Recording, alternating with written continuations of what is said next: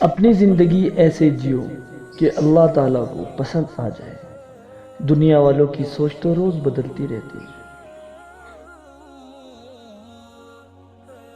صبر کمزوری نہیں، طاقت ہے، کیونکہ سپر پاور میرا اللہ صبر کرنے والوں کے ساتھ ہے۔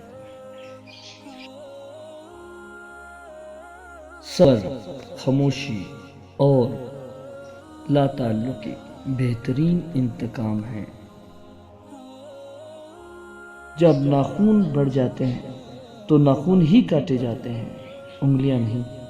بالکل اسی طرح جب رشتے میں غلط فہمی پیدا ہو جائے تو غلط فہمی دور کی جاتی ہے رشتے میں۔ کبھی خود کو کسی انسان کا اتنا عادی مت بناؤ کہ اس کے چلے جانے کے بعد تمہارے پاس کچھ نہ بچے۔ کسی کا دل نہ دکھانا، اگر اس نے صبر کر لیا تو تمہارے لیے مشکل ہو جائے گی۔ صبر کی ایک بات بہت اچھی لگتی ہے، جب آ جاتا ہے تو کسی کی طلب نہیں رہتی۔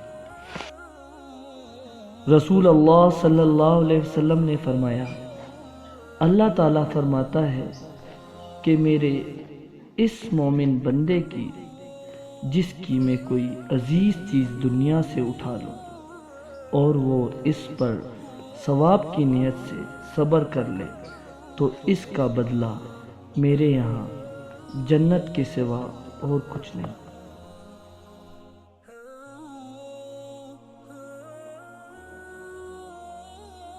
صبر کرنے والا کامیابی سے محروم نہیں رہتا، چاہے اسے طویل زمانہ لگ جائے۔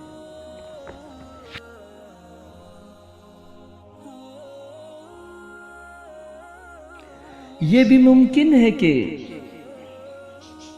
آنکھیں بھگونے لگ جاؤں، یہ بھی ممکن ہے کہ آنکھیں بھگونے لگ جاؤں، وہ کہے کیسے ہو تم اور میں رونے لگ جاؤں۔